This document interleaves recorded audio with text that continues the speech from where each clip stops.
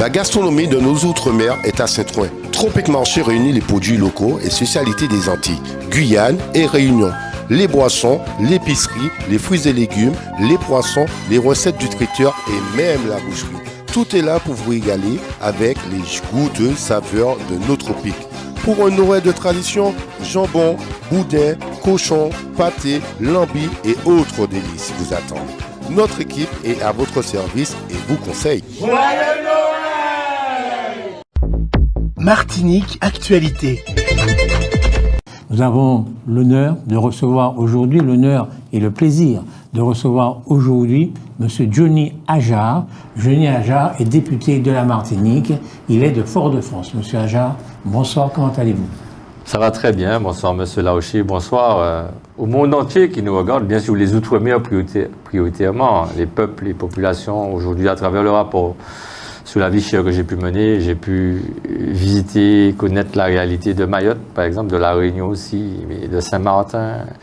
On n'a pas pu aller dans tous les territoires dits d'outre-mer, mais je salue particulièrement nos frères et sœurs à la fois de la Caraïbe, mais aussi des territoires dits d'outre-mer, mais aussi la diaspora martiniquaise, antillaise, des outre-mer en France, et puis le monde entier, tout pour nous c'est monde. C'est amusant. Vous dites bonjour, ça a l'air de rien du tout dire bonjour. Et en même temps, vous mettez une pointe d'idéologie dans ce bonjour. Lorsque vous dites « dit d'outre-mer », les régions dites d'outre-mer. Pourquoi vous dites « dit » C'est d'outre-mer. Alors, c'est pas de l'idéologie, c'est simplement une question purement à la fois de sens que l'on veut donner aux choses et à la vie. Aujourd'hui, il y a un vocable qui se dit outre-mer. On nous a catalogué, quand je dis on nous a catalogué, Martinique, Guadeloupe, Guyane, Réunion. Si on prend chaque territoire individuellement, ils ont un nom, Martinique, Guadeloupe, Guyane. Maintenant, la France nous a considéré que constitutionnellement et institutionnellement, au niveau de l'État, nous représentons, il y a quelques mots de vocabulaire que j'ai du mal. Quand je dis dit d'outre-mer, c'est parce que ça ne fait pas partie pour moi de mon vocabulaire qui correspond à la réalité de nos territoires. Donc on nous dit qu'on est des outre-mer. Qui est outre-mer? Est-ce que c'est la France qui est en outre-mer ou est-ce que c'est les territoires qui sont éloignés de la France qui sont outre-mer? Parce que ça veut dire que ça nous ramène aussi à la colonisation, à un rapport de domination-soumission. Et je pense qu'il faut qu'on sorte de ça. Parce que moi, effectivement, si on regarde le volet purement idéologique, moi, je suis un césariste progressiste. Ça veut dire qu'on est égaux, quel que soit le lieu où l'on se trouve, en France hexagonale, en Chine, au pôle Nord, au pôle Sud, en Martinique ou à Mayotte. Humainement, nous sommes égaux en droit. Donc, il n'y a pas de rapport de domination-soumission. Donc, ce vocabulaire, aujourd'hui, me dérange un peu comme le vocabulaire métropole. Parce que s'il y a une métropole, ça veut dire qu'il y a un centre et une périphérie. Qui est au centre, qui est à la périphérie? Comme je sors de cette idée qu'il y a un dominant et un dominé, parce que pour moi nous sommes égaux, le vocabulaire doit s'adapter aux réalités. Donc aujourd'hui, nous n'avons pas encore trouvé, et il faut continuer à réfléchir, parce que c'est l'humain qui invente, qui crée. Nous n'avons pas encore pu trouver véritablement le bon vocabulaire. Tout ce que je peux dire, c'est que le mot métropole, moi je l'ai rayé complètement, parce que je ne considère pas que nous sommes ni un peuple soumis, ni un territoire soumis à qui que ce soit. Nous rayonnons aussi, nous existons par nous-mêmes individuellement, et c'est ça la force et le génie à la fois martiniquais et outre-mer. Et nous apportons d'ailleurs une richesse intellectuelle, culturelle, identitaire, mais aussi naturelle et patrimoniale importante à la France, parce que je me considère aussi français. Donc ce n'est pas un problème. Par contre, c'est vrai qu'aujourd'hui, les mots ont un sens. Des fois, les mots pèsent plus et font plus mal que les coups. Alors les mots outre-mer, les mots métropole, et c'est pour ça que je parle de France, on dit hexagonale ou bien de France continentale, mais je parle de France. Et c'est vrai que pour le moment, le mot ultramarin, ce sont des mots aujourd'hui que je souhaite qu'ils doivent pouvoir évoluer et changer.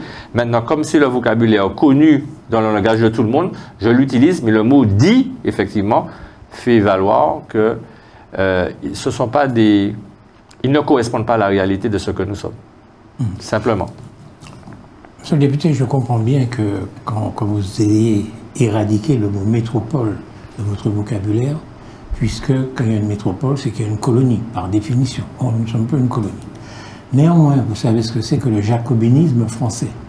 Est-ce que le jacobinisme français, qui rattache tout au centre de la France, même à Paris, Est-ce que ça veut dire qu'il y a un rapport de domination entre dans l'Île-de-France, Paris, et les autres régions de France?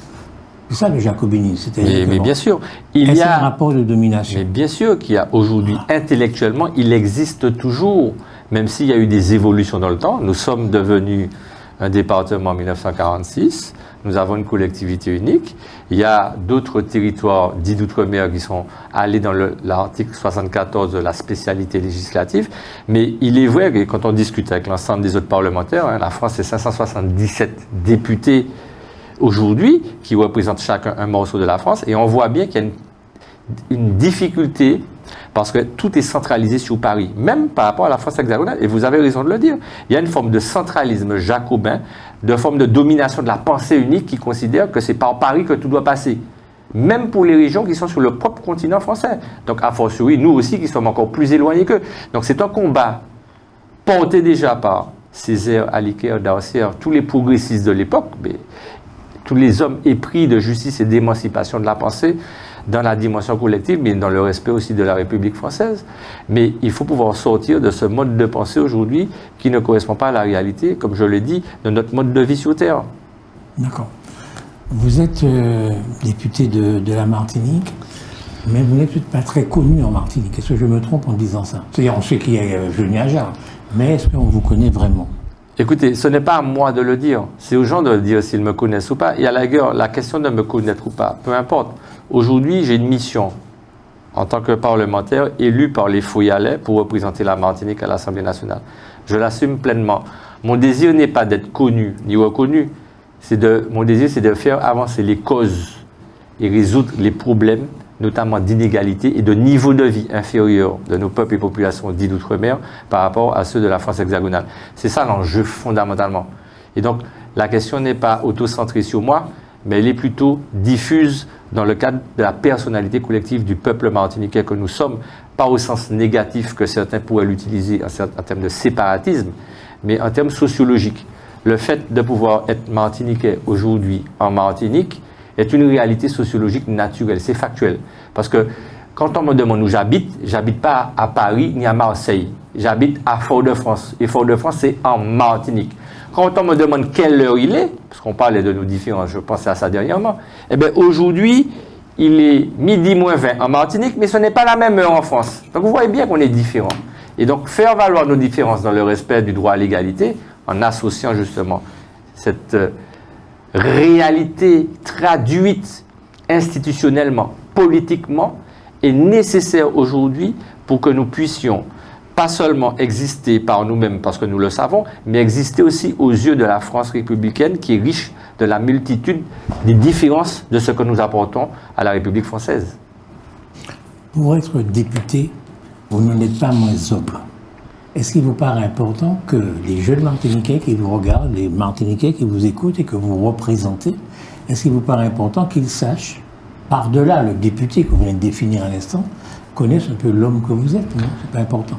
Ah mais c'est le plus important. Avant d'être député, je suis homme, comme vous dites, mais pas homme au sens masculin. Je suis un être humain sur Terre, parce qu'il faut respecter aussi toutes les catégories différentes, les femmes, les enfants, les adultes, les plus jeunes. Je me considère profondément martiniquais, amoureux de mon pays. Pour une raison simple, je suis né en Martinique, j'ai vécu en Martinique. Alors dites, je vais aller plus vite. Qui êtes-vous? D'où vous venez? Où est-ce que vous êtes né? Qui êtes-vous, quoi, je veux dire? Alors, de manière très simple, pour qu'on comprenne bien, mes parents, mon père est arrivé en Martinique dans les années 30. C'est plus de 16 000 km entre la Syrie. Il est originaire d'un petit village agricole de 200, 300 âmes. Que vous avez visité? Que j'ai jamais été en Syrie, malheureusement, mais un jour peut-être que j'irai, parce que je pense que c'est important aussi de connaître les origines de mes parents. Mais je suis d'origine syrienne de par mes parents, et orthodoxe, c'est-à-dire la minorité à l'époque était opprimée, puisque la majorité, on va dire, du peuple syrien est musulmane, religieusement.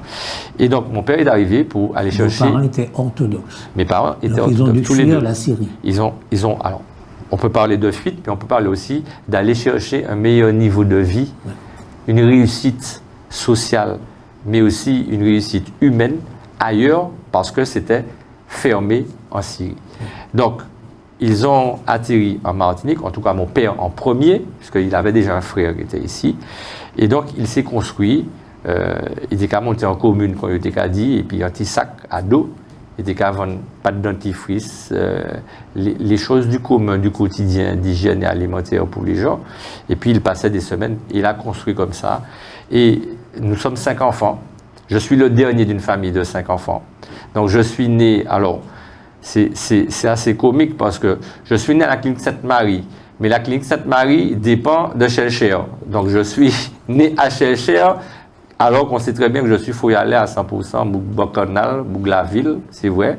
Mais Bourg-Bocanal est des quartiers populaires parce que j'ai grandi dans les quartiers populaires et particulièrement à Bourg-Bocanal.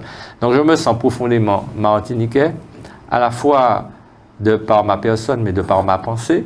Et puis de toutes les façons, je ne connais rien d'autre que la Martinique. D'ailleurs, je n'ai jamais beaucoup voyagé en dehors de la Martinique. Et je me sens profondément humain. C'est-à-dire que je regarde toujours l'autre, quelle que soit sa situation sociale, même celui qui est dans la rue, même celui qui a un métier pour lequel il n'a pas un grand salaire.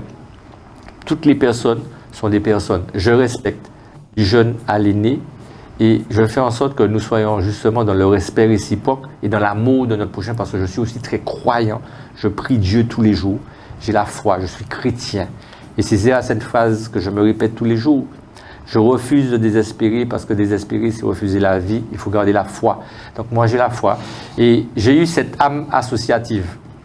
Ma mère, à l'époque, elle était fille d'agricultrice et mon père était fils de tailleur de pierre. Résultats de recherche. Donc, mon père en tant que fils de tailleur de pierre et ma mère en tant que fille d'agricultrice, quand ma mère allait à la campagne dans son village natal, aller chercher des légumes, des fruits, dans le chemin du retour, elle distribuait les fruits et les légumes. Et elle se faisait gronder par ses parents parce que quand elle rentrait à la maison, le panier était vide.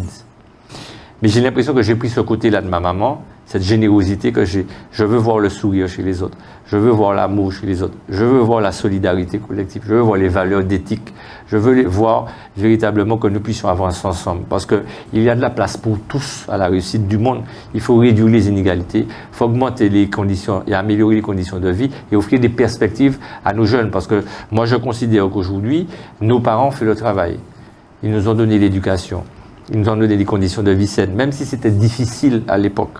C'était peut-être difficile, mais c'était différent. Et c'était plus sain. Et il y avait plus de solidarité. Et il y avait le vrai respect des parents. Et donc, aujourd'hui, étant moi-même devenu adulte, père de 2 garçons, je suis fier de mes 2 enfants, mais j'ai 2 belles filles aussi, donc j'ai 4 enfants. Et je suis fier vraiment d'eux parce que c'est l'avenir et la relève du pays. Moi, je pense déjà à la relève. 2 belles filles, c'est-à-dire des enfants de votre femme. Voilà. Oui, elles sont belles en même temps. Non, mais c'est pas... En fait, quand je dis des belles filles, j'ai 2 enfants biologiques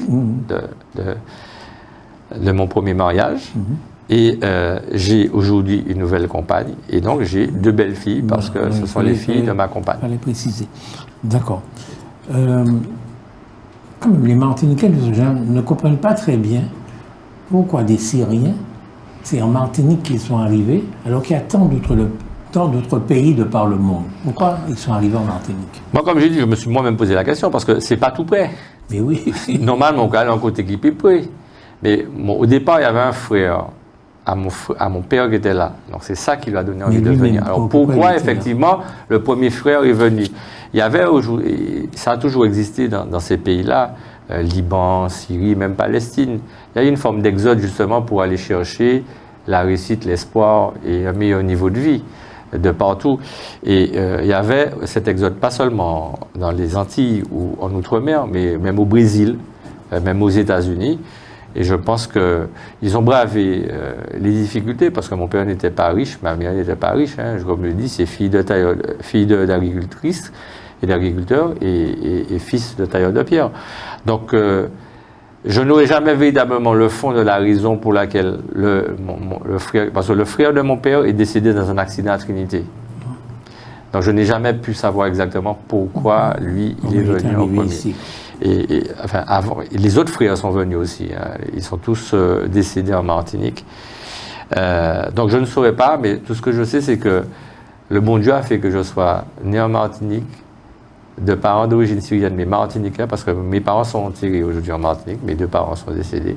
Et donc, j'ai le devoir de poursuivre et d'assumer la mission qui m'a été confiée à la fois par eux, mais aussi par le peuple, d'essayer d'aider les gens et de réduire les inégalités.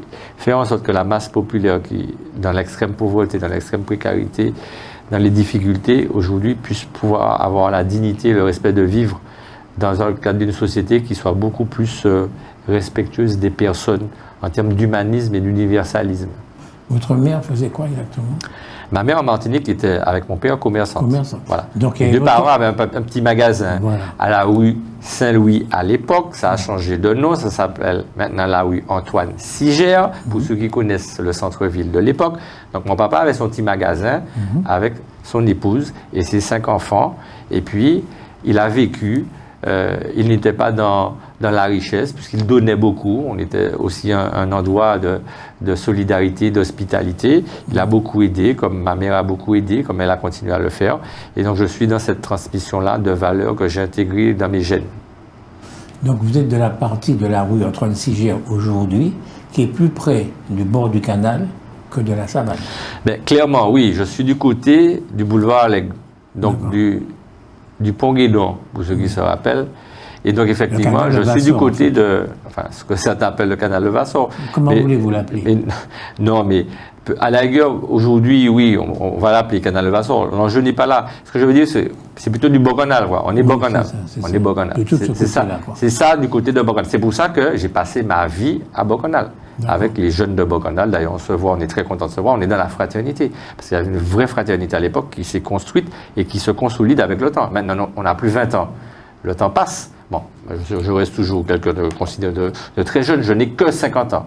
Maintenant, je sais que, par contre, je ne suis pas dans la première partie de ma vie. Je suis dans la deuxième partie de ma vie. J'ai un demi-siècle et donc je vais pas rajeunir. Je vais plus vers l'âge de la sagesse. Ce que j'espère que Dieu me prête vie pour aider un maximum de personnes sur Terre, en Martinique, mais aussi ailleurs, dans les Outre-mer. Donc, monsieur Ager, vous êtes issu d'un milieu humble. Je suis issu d'un milieu modeste. Et mon père a construit, on va dire, sa situation sociale et professionnelle et familiale de façon à ce qu'on puisse avoir de quoi manger, boire, dormir, faire des études et essayer de trouver le moyen d'aider les autres en plus. Ne pas penser égoïstement à nous-mêmes, familialement, mais de se dire qu'est-ce qu'on peut faire pour aider et rayonner, aider les gens. Donc vous êtes d'un milieu humble. Aujourd'hui, vous allez en France et vous êtes député de la Martinique. Vous êtes sous les ordres de la République. En tant qu'individu, qu'est-ce que ça vous a fait d'arriver un jour au Parlement, enfin à l'Assemblée nationale plus précisément, et de dire, ben voilà, je suis là, je parle d'où je suis et regarde où je suis. Qu'est-ce que ça vous a fait? Écoutez, moi, le premier effet, la première sensation, c'est de sentir véritablement que j'étais au cœur du pouvoir. Mais je me suis dit aussi que c'est peut-être là que les choses peuvent changer. Et je me suis rendu compte à quel point le pouvoir était éloigné de la Martinique, que les élus n'avaient que des compétences sans responsabilité. Et pourquoi Rodolphe Désiré disait qu'à l'époque, qu'on était comme un poisson rouge dans un bocal. Et on tournait en rond. Et c'est cette première impression que j'ai eue quand je suis arrivé. Alors c'est vrai que certains peuvent parler de faste, de velours, parce qu'effectivement, quand vous regardez, le côté patrimonial est impressionnant, oui. Visiter l'Assemblée nationale, il faut le faire une fois dans sa vie. Mais comprendre que derrière la symbolique patrimoniale, il y a une réalité du pouvoir aujourd'hui détenu par un pays quand même puissant dans le monde, qui rayonne dans le monde depuis des siècles, qui a colonisé, qui aujourd'hui est dans un schéma, même s'il n'y a plus de colonisation effective, mais on reste dans une pensée fraternaliste, paternaliste, où on essaie d'imposer une pensée venant de l'Hexagone comme étant la solution et les réponses aux problèmes martinico-martiniquais des Outre-mer dont les réalités sont différentes. Et on veut nous imposer une seule manière de penser, pensant et on voit bien que ça ne fonctionne pas. Parce que la réalité, c'est que la situation économique et sociale de nos pays continue à se dégrader en termes de vulnérabilité historique, mais aussi en termes de réalité locale.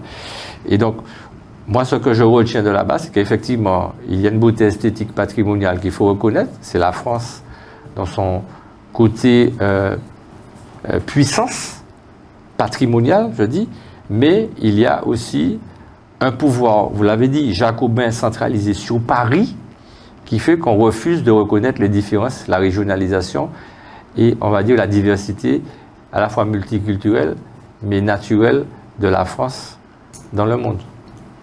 Il y a quand même eu la décentralisation, il y a quand même eu un certain nombre d'avancées quand même. Mais on n'est pas en train de dire qu'on a basculé de rien à tout et qu'on a tout. Déjà aujourd'hui, on n'a pas tout.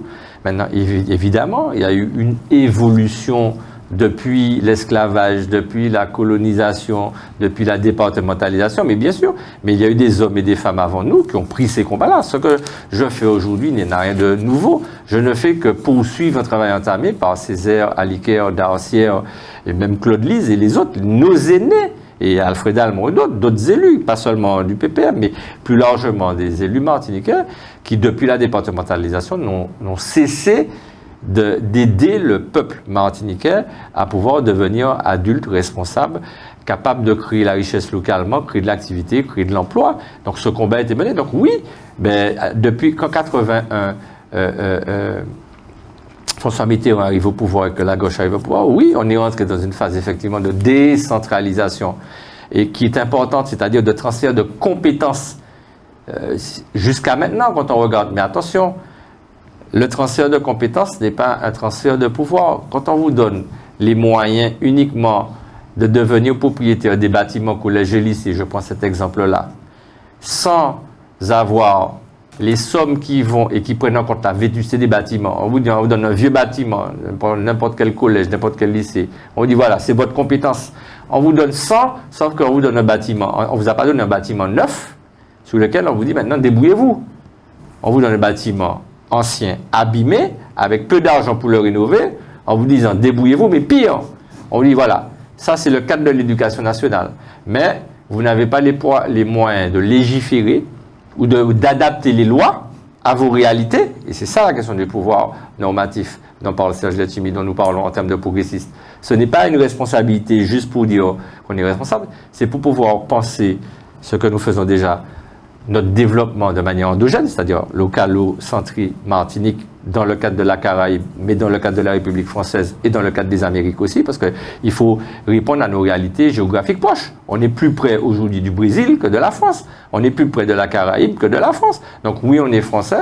Donc oui, le marché européen est important, mais le marché caribéen est important. Le marché américain aussi est important, parce que c'est des questions purement de géographie naturelle dans laquelle nous nous trouvons. Donc, qu'est-ce qu'on fait aujourd'hui pour pouvoir créer de nos potentialités, des réalités et avoir un vrai projet de développement qui nous permette à la fois de créer de l'emploi, de l'activité, de la richesse.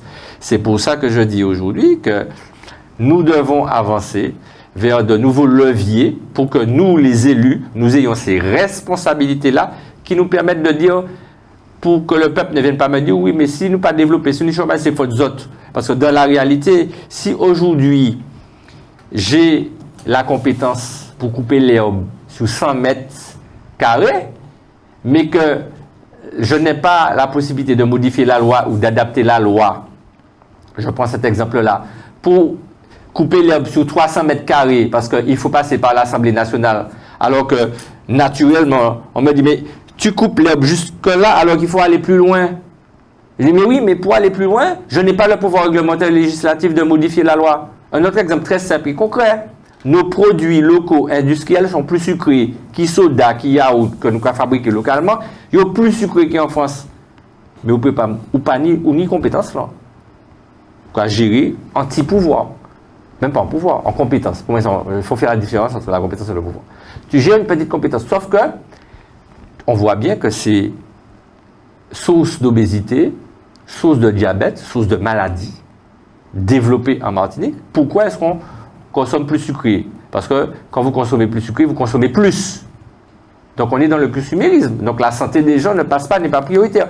Pourquoi la France, eux, peuvent modifier la loi, ils consomment moins sucré? Donc je suis obligé d'aller à l'Assemblée nationale pour demander de modifier la loi sur un truc. Or, comme nous sommes dans l'égalité des droits, ce qui est voté là-bas s'applique sur toute la France. Donc on a un vrai problème aujourd'hui.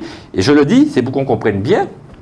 Et je peux prendre des dizaines d'exemples comme ça pour vous montrer qu'une compétence, ce n'est pas un pouvoir. Certes, c'est un droit de gestion, mais sans avoir derrière le pouvoir réglementaire qui te permet de définir à la fois le périmètre financier, le périmètre réglementaire, le périmètre technique et le périmètre administratif de la gestion de la compétence qu'on t'a donnée. Et dans tous les domaines, c'est comme ça.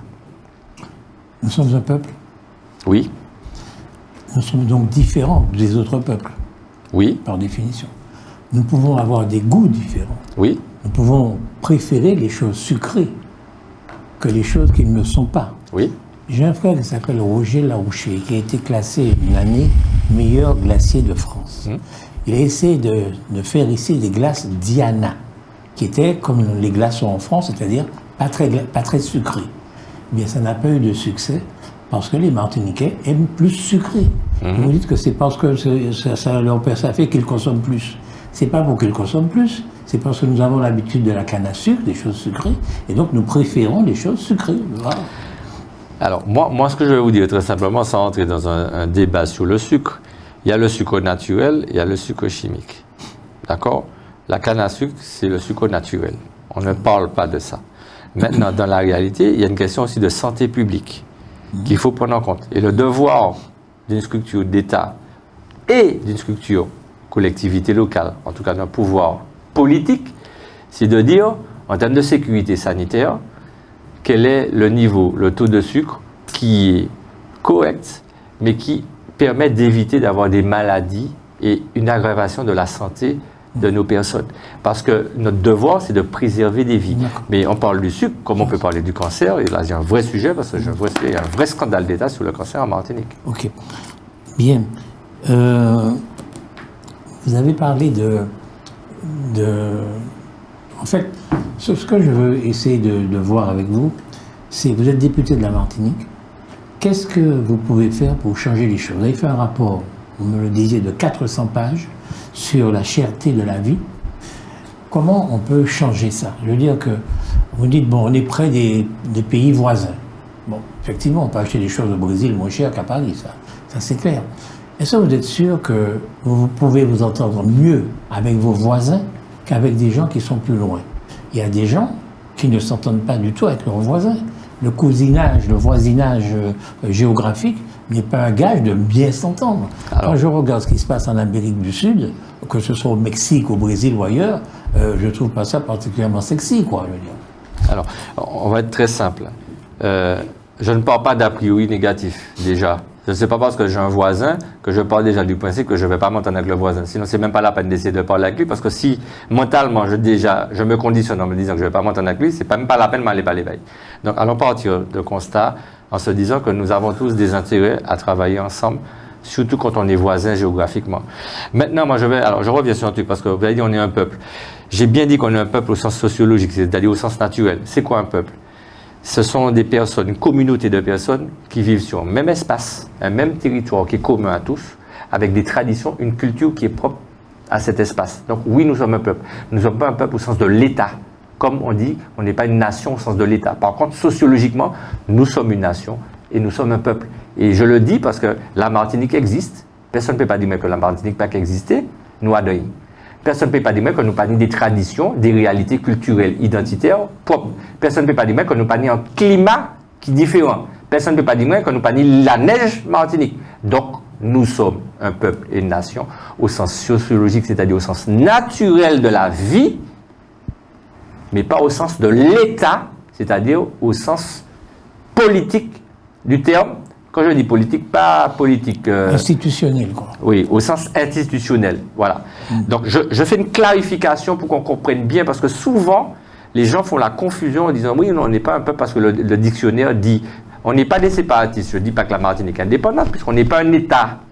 Par contre, on est un peuple, on est différent. On a nos réalités, on vit sur un même territoire, on vit ensemble, on a une culture et une identité. Bon, ça, c'est pour bien clarifier le sens du mot peuple, qui est en fait la traduction d'une réalité naturelle, factuelle.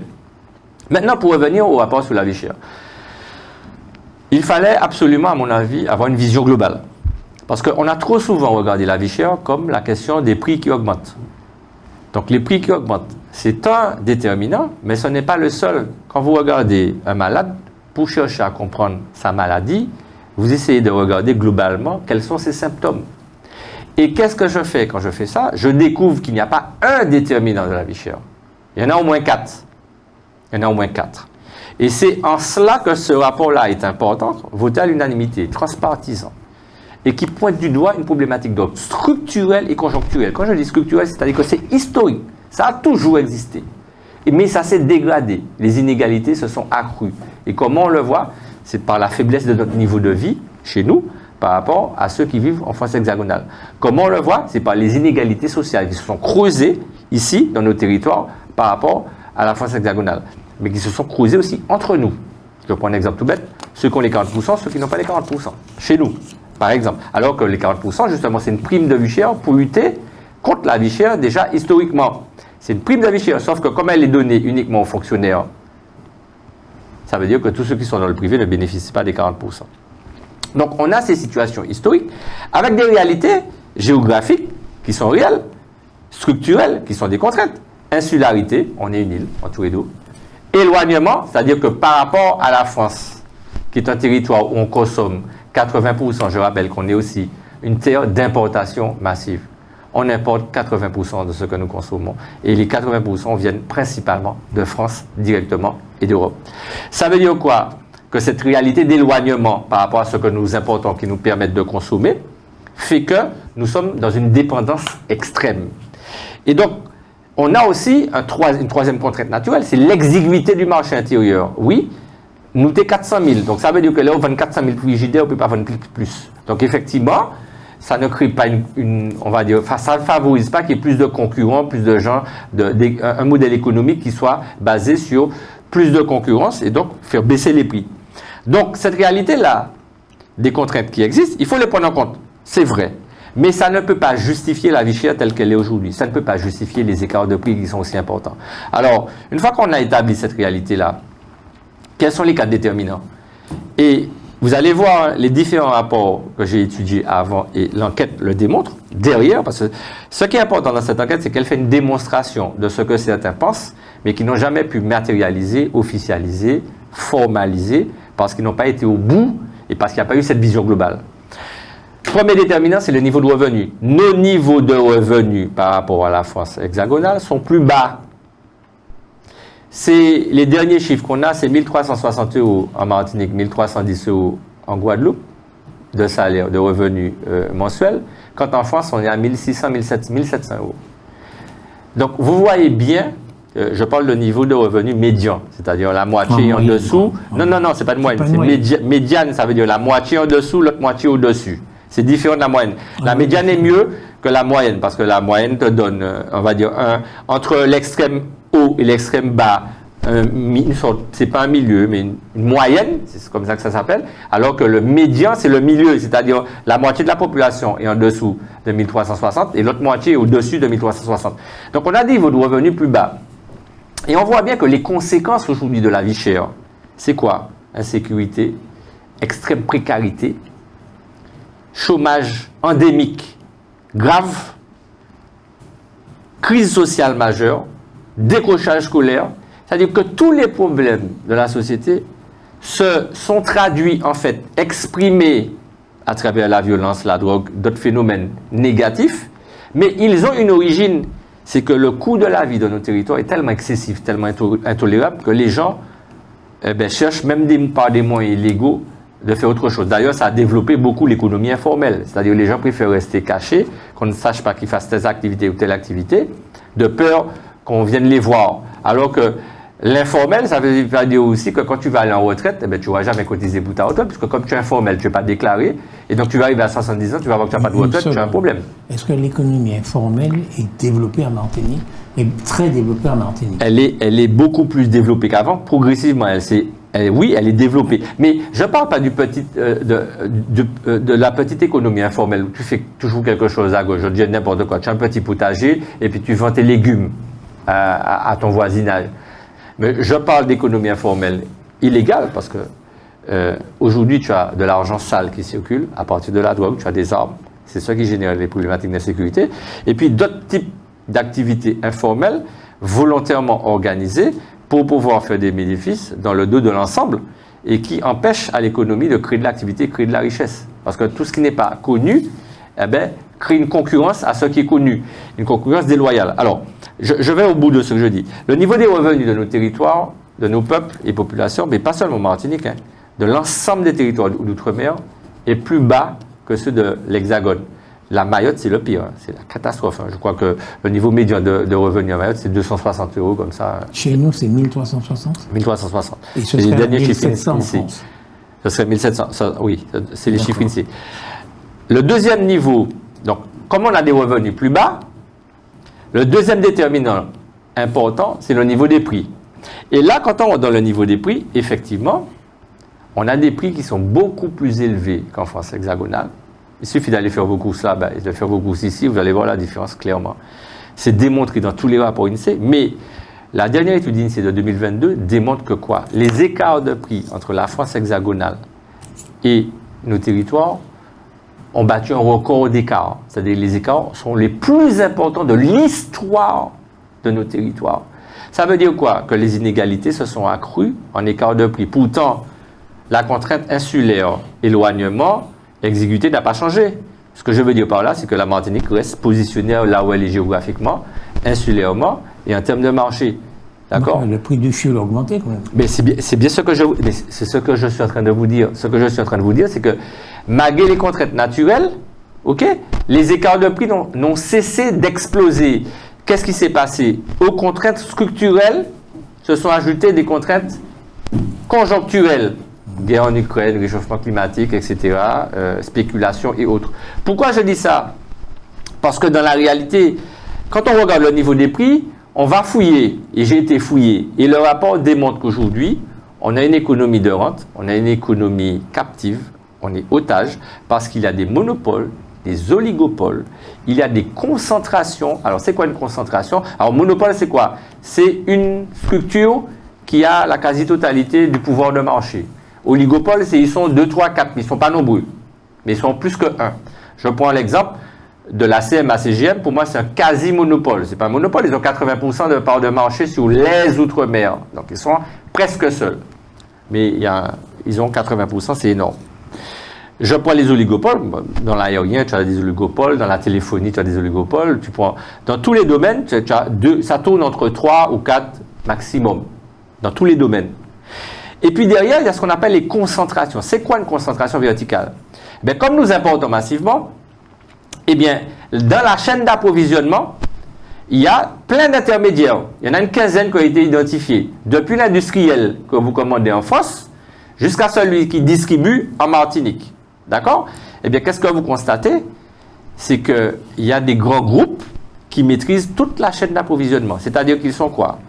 Ils sont producteurs, ils sont transporteurs, ils sont transitaires, ils stockent et ils sont distributeurs. Et pire, ils sont grossistes importateurs, c'est-à-dire qu'ils commandent pour les autres. C'est le nouveau phénomène. Grossiste importateur. Je reprends cet exemple. Je prends toujours cet exemple-là, Nutella. J'ai une petite supérette, je veux commander beaucoup de Nutella. Et comme je veux commander beaucoup pour le vendre moins cher, je me dis, je vais aller directement en France chez l'industriel pour me dire, bon, à combien tu me vends le Nutella? Sauf que je vais voir l'industriel. L'industriel me dit quoi? Ah non, non, non, non. J'ai un référent local, c'est lui qu'il faut voir, c'est lui qui doit. Et c'est qui? C'est exactement l'importateur grossiste grand groupe. Parce que lui, il se vend lui-même aussi. Parce que lui-même est distributeur. Donc, il achète pour la Martinique, voire les Outre-mer, parce qu'il a ce qu'on appelle une exclusivité de marque de fait. C'est interdit. Mais il a contourné la loi. Il ne te dit pas qu'il ne te vend pas, mais il te vend un prix qui fait que lui, il se vend moins cher parce qu'il ne va pas se faire concurrence à lui-même, mais il te vend plus cher. Donc, il te vend. Donc, il n'est pas... On ne dit pas qu'il a l'exclusivité, mais ça crée un intermédiaire supplémentaire. Qui dit intermédiaire supplémentaire, ça veut dire marge, parce que lui, il faut qu'il fasse sa marge. En termes d'entrepreneuriat, un entrepreneur qui réfléchit doit faire un minimum de marge. Et c'est là où le bas blesse. Parce que tu as beaucoup de grossistes importateurs qui ont un pouvoir de marché énorme, qui sont dans les grands groupes, et qui maîtrisent la chaîne d'approvisionnement. Donc tu as ce qu'on appelle une concentration verticale. Et comme ils maîtrisent toute la chaîne d'approvisionnement, ce sont des faiseurs de prix. Faiseurs de prix, ça veut dire que vous n'allez jamais trouver un produit, une référence à un prix moins cher. C'est lui qui va le vendre moins cher pour lui-même. Mais le prix sera défini par celui qui a le pouvoir de marché. Donc celui qui est importateur grossiste, qui a le pouvoir de distribuer et qui choisit à quel prix il vend. C'est ce que j'ai appelé, moi, les faiseurs de prix. Mais qu'est-ce qu'on remarque? C'est que ces grands groupes-là, ils sont bien organisés. Alors, ils ont un vrai savoir-faire qu'il faut reconnaître. C'est pour ça que les grands groupes de France ne viennent pas directement. Pourquoi un Carrefour ne vient pas s'installer directement? Pourquoi Leclerc ne vient pas s'installer directement lui-même en disant pourquoi est-ce que je vais donner ma marque à... Non, non. ils ont un savoir-faire qui fait qu'ils ont une connaissance. Et puis, ils maîtrisent le foncier, parce que ça aussi, c'est important. La maîtrise du foncier, c'est le stockage. Parce que comme on commande à 8000 km, il faut pouvoir stocker. Ce qu'on n'a pas besoin de faire, les grands groupes là-bas, parce qu'ils peuvent, par voie ferrée, réseau ferré, par voie de route traditionnelle, se faire livrer. Mais nous, il y a une seule voie pour la livraison de marchandises. C'est par bateau, un peu par avion, mais l'avion ça coûte très cher, donc il ne faut pas le faire. Donc qu'est-ce qu'on a? On a aussi des concentrations horizontales. C'est quoi la concentration horizontale? Ben, ce n'est pas la maîtrise de la chaîne d'approvisionnement, mais c'est la maîtrise d'autres activités annexes. Ils sont dans l'automobile, ils sont dans toutes les activités, bricolage, etc. Ils sont partout. Donc en fait, votre mode de vie tourne autour de 4-5 grands groupes qui ont un pouvoir de marché exorbitant. Alors on va me dire, oui, mais qu'est-ce qu'il y a d'illégal? Non, c'est bien, je suis content pour eux. Sauf que, dans la réalité, qu'est-ce qui se passe? On est emprisonné, on est otage. Pourquoi? Parce que, qu'est-ce qu'on remarque? La première chose que le rapport a pu démontrer, c'est qu'ils ne déposent pas leur compte. Quand vous êtes transparent et que vous n'avez rien à cacher, vous devez déposer vos comptes. D'accord? Ils ne déposent pas leur compte, tous. Et ils préfèrent payer l'amende. Plutôt que de déposer le compte. Donc déjà, c'est un premier signal qui n'est pas positif du tout. C'est une absence claire de transparence. D'accord? Mais qu'est-ce qu'on constate? Ils affichent des marges raisonnables. Rapport de l'autorité de la concurrence, donc avant la commission d'enquête, toutes les entreprises de ce grand groupe ont des marges raisonnables. Sauf que là où on se trompe, c'est qu'individuellement, ils ont des marges raisonnables. Mais comme ils appartiennent tous au grand groupe, mais qu'on n'a pas fait cette cartographie d'informations et de connaissances, parce que c'est comme ça qu'ils, en fait, noyotent le tout, ils segmentent le tout. Donc, c'est quoi un grand groupe? Et là, le rapport démontre bien les mécanismes qui sont mis en place. Et ça, c'est important, qu'il faut comprendre. Un grand groupe est composé de dizaines de très très petites ou petites entreprises. Donc, ils ont des tailles rikiki, ils font des petites... Franchisées ou pas? Ça dépend, franchisés, ils sont partout, franchisés ou pas, ça dépend, c'est mélangé. Mais ce qu'il y a, c'est qu'en fait, comme ils sont petits, il faut une petite marge. Donc, effectivement, quand tu regardes le nom de l'entreprise A, B, C, D, E, F, ils ont tous des noms différents. Sauf que tu ne sais pas qu'ils ont le même papa et la même maman. Tu ne savais pas qu'en fait, c'était les enfants de la même famille. Et tu découvres, famille économique, hein, je ne veux pas racialiser le sujet, je parle de famille économique. C'est la même famille, le même groupe économique. Donc ça veut dire aujourd'hui qu'il y a, là où le bas blesse, c'est que ce sont les marges accumulées, parce qu'on ne parle plus de marges individualisées. Si c'était des entreprises totalement indépendantes, qui n'ont pas de lien structurel, économique, mais vraiment distinct, on aurait dit c'est normal, ils font une petite marge, sauf que c'est les mêmes grands groupes. Donc en gros, les marges circulent à l'intérieur du grand groupe. Et qu'est-ce qu'on remarque? Et ça, le rapport l'a démontré aussi, parce qu'on les a interrogés, auditionnés, et c'était public, et n'importe qui peut aller sur l'Assemblée nationale ou avoir ses auditions, hein, les GBH, les Leclerc, et François-Hugues Despointes avec SAFO, les CRIO, etc. Eh bien, qu'est-ce qu'on remarque? Qu'il y a aussi des marges arrière qui ne sont pas petites. Et moi, j'ai des informations indirectes, mais j'ai eu des informations de témoignages aussi de gens qui ont travaillé, mais qui ne veulent pas apparaître. Donc, quand on rajoute marge avant et marge arrière... Comment? Une marge indirecte, je crois. Une marge arrière.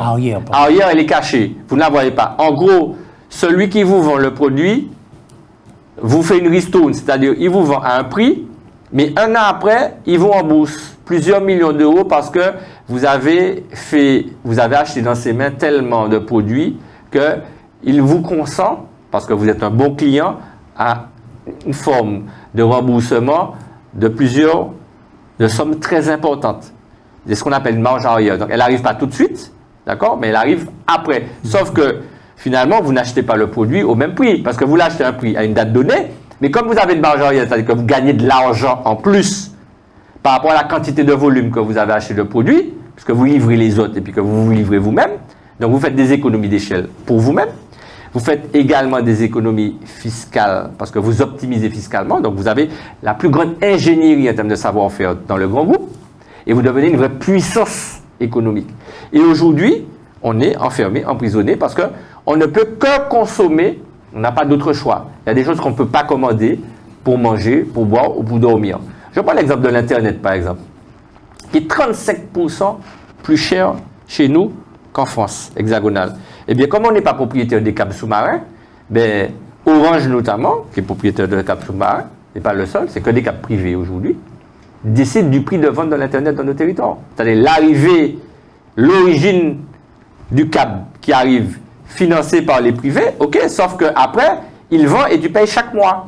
Et ils sont déjà amortis, le câble sous-marin qu'ils ont investi. Hein. C'est pour ça que moi, dans les propositions que je fais, il faut un câble sous-marin public, pour que justement, ça soit la puissance publique. À la fois, ça lui donne des revenus, parce que derrière, les gens payent, mais derrière, on peut maîtriser le prix de vente. Alors que sinon, on est dans l'ultralibéralisme, et chacun fait ce qu'il veut, et on est entre les mains de quelques privés qui décident de vie ou de mort, de prix, qui sont aujourd'hui faits. C'est pour ça que je dis clairement, marge avant, marge arrière, et accumulation de marge. C'est très important.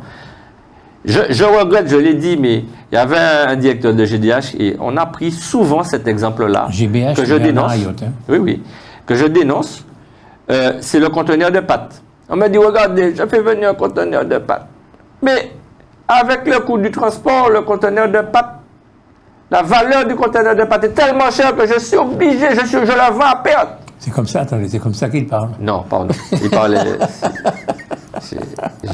Il parlait pas comme ça. Je veux pas. Je m'excuse. C'est pas volontaire. C'est pas volontaire. Mais en gros, il nous démontre que. Sauf que je me rends compte après coup, en fait, faut pas raisonner par produits séparés. Pourquoi? Parce que quand vous commandez un conteneur, même en le faisant transporter sur le camion, en fait, pour optimiser les coûts, ils font ce qu'on appelle des commandes groupées. Donc, il y aura des pâtes, mais il y aura d'autres produits avec d'autres valeurs ajoutées pour justement que le coût de revient ne soit pas excessif. Et donc, c'est normal. Je prends un exemple. Les grands supermarchés que nous avons, c'est entre 35 000 et 40 000 références. 40 000 références. Donc, vous imaginez, vous pouvez perdre sur ça, mais augmenter sur ça, etc. Donc, vous avez une marge énorme. Donc, je ne veux plus qu'on me prenne l'exemple du conteneur de pâtes pour m'expliquer que le prix de revient du conteneur. Ce n'est pas vrai. Parce que les conteneurs arrivent groupés et ils sont optimisés. Mais il y a mieux. Hein? Quand la CMA-CGM même fait venir des conteneurs pour certains grands groupes, ceux qui n'ont rien à faire repartir, c'est-à-dire la majorité, à part ceux qui ont de la banane, parce qu'il n'y a que de la banane qui est exportée ici. Ce que je veux dire par là, c'est que la CMA-CGM ne va pas faire le prix du transport de marchandises au même prix pour celui qui le fait qu'un aller simple, alors que celui qui fait un aller-retour, c'est-à-dire faire repartir des conteneurs sur le bateau de la CMA-CGM, il va lui faire moins cher, puisque on lui paye une prestation. Alors que celui qui fait venir un conteneur, eh bien, il paye un aller-retour. Hein. Comme il n'a rien à faire repartir. Parce que le CMA-CGM te dit, mais il a raison. Mais moi, mon bateau, il faut que je paye l'essence. Quand il arrive en Martinique, il faut bien qu'il reparte. Pour qu'il reparte, il faut payer le carburant, il faut payer les charges de personnel. De la banane. Oui, mais la banane, c'est uniquement pour ceux qui font dans cette logique. Et la banane ne sert pas pour tout le monde. La banane ne sert que ceux qui sont justement dans le grand groupe où ils disent que moi je viens voir la CMA-CGM, je lui dis, moi je vous prends comme prestataire pour faire venir de la marchandise pour la Martinique et je fais repartir de la banane. Donc je peux négocier un prix de transport que l'autre ne peut pas faire. Je prends le Leclerc ne peut pas. S'il n'a rien à faire repartir, il sera obligé de payer un aller-retour, mais en faisant un seul trajet. Donc il paye deux fois, il paye plus cher. Donc nécessairement, ça se répercute sur le prix de vente. J'ai pris ces exemples-là pour bien montrer qu'il faut qu'on sorte dans cette situation-là où les marges accumulées aujourd'hui sont excessives. D'accord? Elles sont importantes. Et c'est pour ça que dans mon rapport, la proposition que je fais, c'est de me dire, parce que moi je vois que les prix augmentent, que les marges ne baissent pas, d'accord? Et que les prix ne changent pas. Je vais le prendre à l'inverse. Les prix augmentent, les prix ne baissent jamais. D'accord? Par contre, la situation, elle est difficile pour tout le monde, sauf que les marges ne bougent pas. Et comme il y a une opacité sur ça, c'est pour ça qu'il faut aller en approfondissement sur ça. Le rapport n'a fait que 5 mois, mais il faut aller en profondeur. Il faut avoir les comptes. Ce que nous avons eu, mais il fallait aussi pouvoir travailler avec une expertise, une ingénierie financière pour travailler sur des comptes. Ce n'est pas des comptes simples, hein. C'est des comptes de grands groupes. Donc, il faut vraiment regarder. En plus, derrière, ils font valoir le secret professionnel, etc. Donc, ça, c'est un problème. Bon. Mais en gros, pour résumer, le niveau des prix est excessif. Et il y a des moyens d'agir. concrètement pour faire baisser le niveau des prix. Je prends un exemple, parce que parmi ceux qu'on a auditionnés, on a auditionné un petit entrepreneur, je dis un petit parce qu'il n'est pas un grand groupe, français, qui est allé s'installer en Guyane, qui a fait une entreprise qui s'appelle Agouti. Il a eu les pires difficultés du monde pour trouver une emprise foncière pour pouvoir construire son supermarché.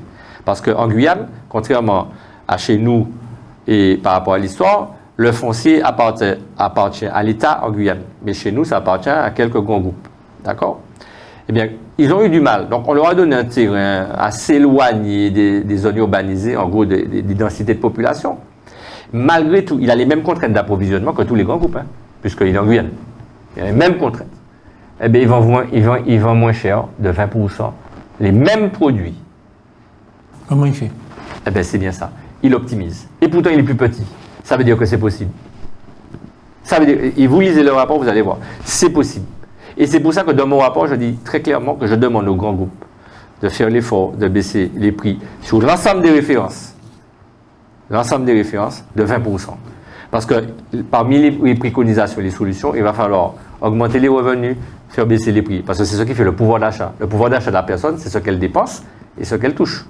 Et c'est ça qui fait son pouvoir d'achat. Le troisième déterminant, parce que on peut rester, j'ai plein de choses à expliquer dessus, mais le troisième déterminant, c'est le sous-financement des collectivités locales. Pourquoi ce déterminant intervient? Et je vais expliquer pour qu'on comprenne bien ce qui s'est passé et pourquoi ça ajoute au coût de la vie et donc à la vie chère au quotidien. Il y a eu un rapport qui est sorti par Patient Cazeneuve. Le président de la République, la Cour des comptes, ont démontré qu'effectivement, les collectivités locales d'outre-mer étaient sous-financées. Historiquement, à l'époque, je ne sais pas ce qui s'est passé dans la tête de certains, mais en tout cas, ils ont dit aux mairies des Outre-mer, on va vous donner plus de recettes de dotation globale de fonctionnement, mais on va vous changer le mode de calcul. Donc on vous sort du droit commun. Et en les sortant du droit commun, en fait, on se rend compte qu'ils sont passés de 100 à 80 de recettes. Je prends cet exemple-là. Et puis à partir de 2014, pire, eh bien, l'État a dit, écoutez, je pense que vous êtes assez riche, vous allez participer au redressement de la dette publique. Vous allez participer au redressement de la dette publique. Donc on a fait la Martinique, la Guadeloupe et la Réunion. Au lieu de leur donner 80, eh bien on leur donne 40. Ils ont baissé la recette, donc ce qu'on appelle la dotation globale de fonctionnement qui est donnée aux mairies. Ça veut dire quoi?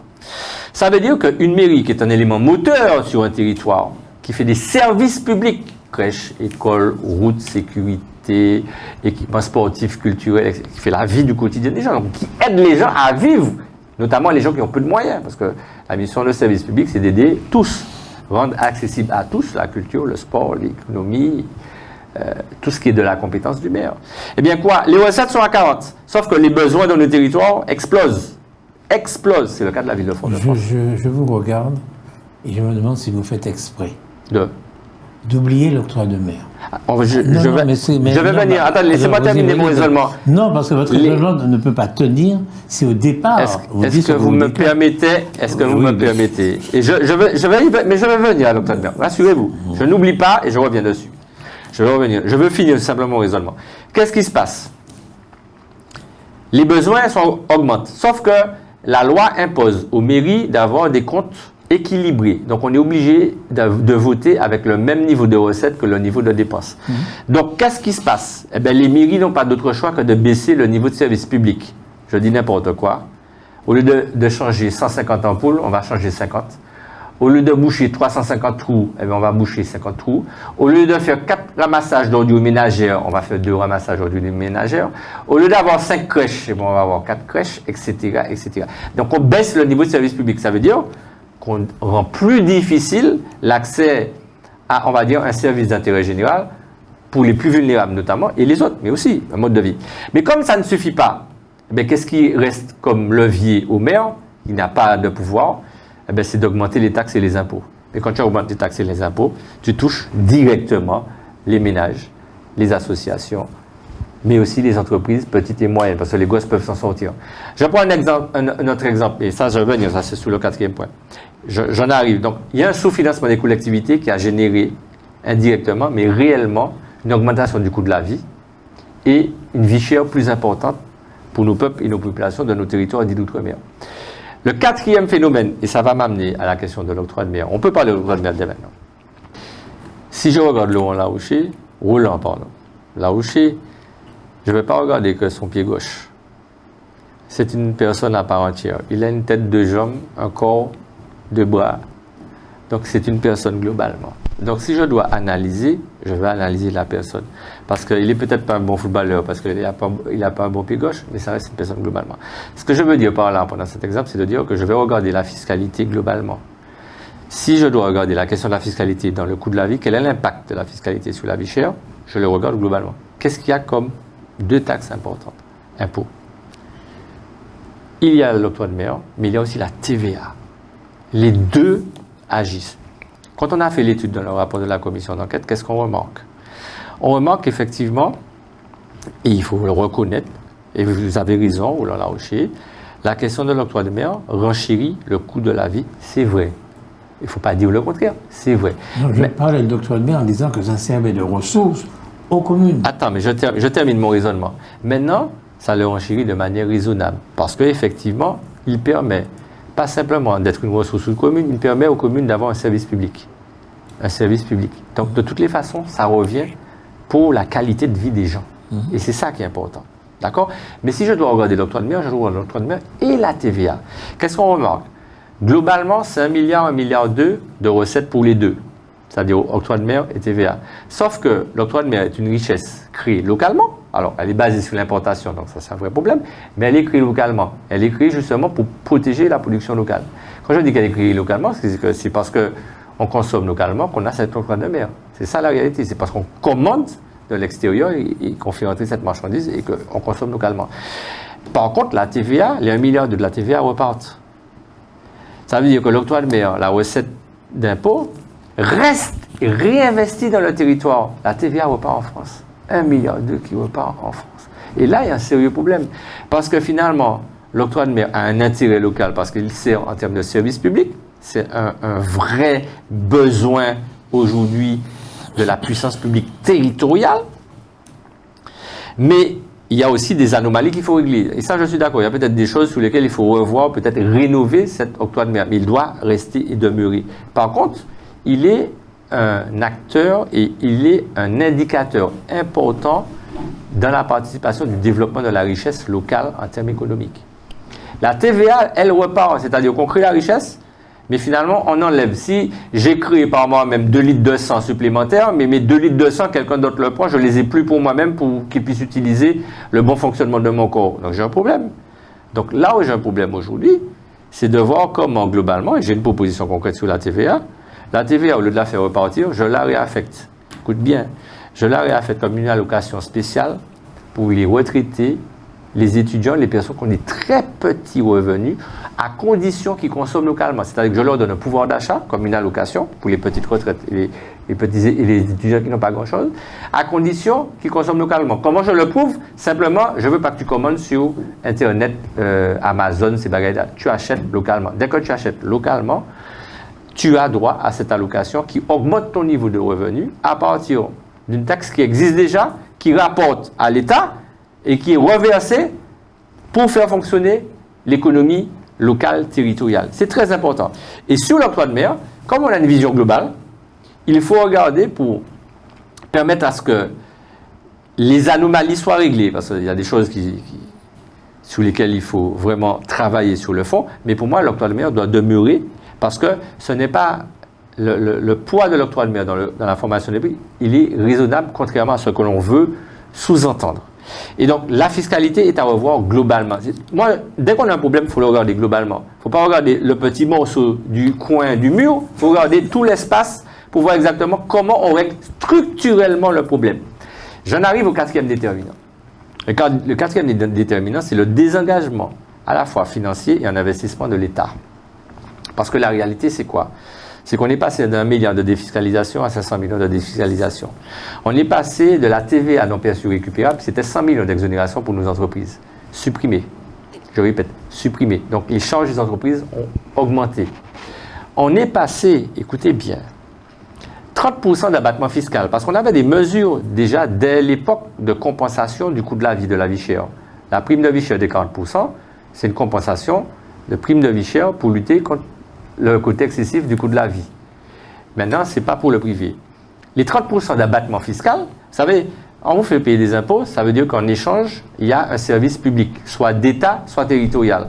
L'abattement fiscal pour les ménages, c'était en échange d'un service public de l'État. Sauf que l'État ne peut pas avoir le même niveau de service public en Martinique qu'en France hexagonale. Donc, on te donne un abattement fiscal de 30%, et en plus, comme la vie est plus chère, on te donne un abattement fiscal de 30% pour que tu payes moins d'impôts. Sauf qu'en 2017, qu'est-ce qui s'est passé? Le plafond de l'abattement fiscal, qui était à 5 600 €, je pense chez nous, en Martinique, c'est-à-dire que quelqu'un qui touche jusqu'à 5 600 € par mois bénéficie de 30% d'abattement fiscal. Eh bien, ils ont réduit le plafond. Aujourd'hui, dès que tu touches 2300, 2400 €, tu bénéficies, mais dès que tu dépasses 2400 €, tu ne bénéficies plus de l'abattement de 30%.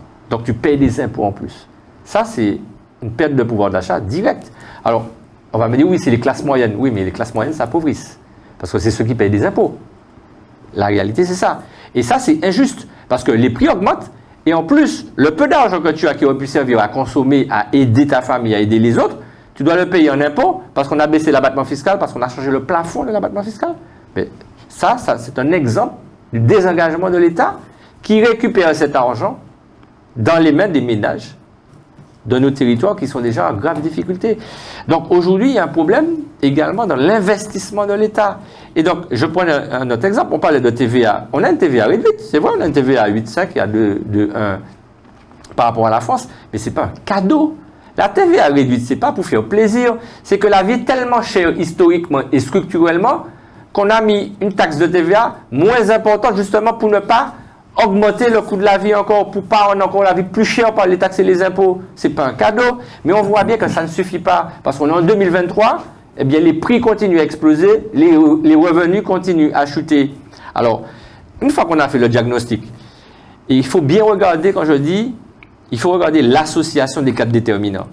Niveau des revenus plus bas, niveau des prix plus élevés, sous-financement des collectivités territoriales et des engagements financiers d'investissement de l'État. C'est une association, c'est un cocktail. C'est les quatre qu'il faut mettre. C'est un cocktail. Eh bien oui, ce n'est pas du jus d'orange, c'est du jus d'orange, plus du jus de goyave, plus du jus de pamplemousse mélangé. Donc c'est un cocktail. Et le cocktail n'a plus bon goût. La colère est en train de monter. La situation est invivable. On est captif et otage. Je n'ai même pas parlé des tarifs des billets d'avion et de la continuité territoriale dans laquelle nous sommes aujourd'hui.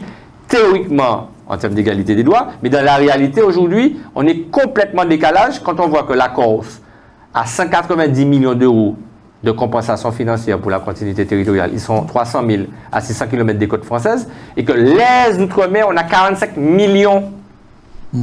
Pour tous les Outre-mer, alors qu'on a entre 8 000 et 20 000 km de distance par rapport à la France hexagonale, on n'a pas de continuité ni territoriale ni numérique. La question du prix des billets d'avion aujourd'hui, d'ailleurs, j'ai fait un amendement de 500 millions, j'ai utilisé le projet de loi de finances Outre-mer, fait un amendement de 500 millions, qui est passé, retenu par la commission à 1h du matin, passé dans l'hémicycle, voté par l'Assemblée, donc j'ai été au bout de ce que le pouvoir du parlementaire pouvait faire. Et puis, le gouvernement vient avec son 49.3, il dit, je choisis toutes les mesures qui ont été adoptées, je choisis ce que je garde. Il n'a pas gardé cette mesure. Je pense que c'est une erreur politique majeure, parce qu'il ne s'agit pas de voyage, il s'agit de mobilité. Le seul moyen de mobilité extérieure que nous avons en tant que Martiniquais, en tant qu'insulaires, Guadeloupéens, Réunionnais et autres, c'est par l'avion. Ce que n'a pas, les autres ont des alternatives en France. Ils peuvent prendre la route, ils peuvent prendre le train, mais nous, on n'a pas ça. Donc, on est condamné à avoir une mobilité qui est compensée, puisque soit on est français et on respecte l'égalité des droits, pas de manière théorique, mais de manière pratique et réelle. Quand on voit les prix des billets d'avion aujourd'hui, on est soumis au diktat de quelques compagnies aériennes. Alors oui, je veux bien que le fuel ait augmenté, que les charges ont augmenté, mais justement, le problème, c'est que on est en train de nous emprisonner davantage, on est en train de nous écarter, on est en train d'augmenter les inégalités qui sont déjà extrêmement importantes. Ça veut dire quoi? On va vers un chaos social, parce que il va falloir exprimer aujourd'hui qu'on ne peut plus vivre dans ce genre de situation. La classe moyenne s'est appauvrie considérablement. 90 à 95% des Martiniquais sont en difficulté. C'est pas possible. Alors qu'on représente la France. Et que la France, parce qu'il faut le dire, hein, je le dis, je le répète, la France est fière, et à la rigueur, on est fier aussi, et honorée d'être une puissance mondiale. Deuxième puissance maritime grâce aux Outre-mer. Puissance en matière de biodiversité grâce aux Outre-mer. Puissance en matière géostratégique grâce aux Outre-mer. Puissance en matière d'énergie renouvelable grâce aux Outre-mer. Non mais franchement, je disais au ministre délégué, Mais si vous parlez de 500 millions comme si c'est un cadeau, comme si c'est difficile, 500 millions, on parle de dignité, de respect, de mobilité. Mais si on devait valoriser nos richesses potentielles naturelles, humaines et nos milieux naturels, maritimes, sous-marines, biodiversité, etc., nos positions géostratégiques, mais la France, c'est des milliards d'euros que nos Outre-mer apportent à la France. Des milliards d'euros. Donc, c'est quoi les 500 millions? Vous pensez vraiment ce que vous dites là? Bien sûr que je pense ça. Ça. Parce que si aujourd'hui la France est une puissance, c'est grâce à nos territoires. Je prends un exemple à Mayotte.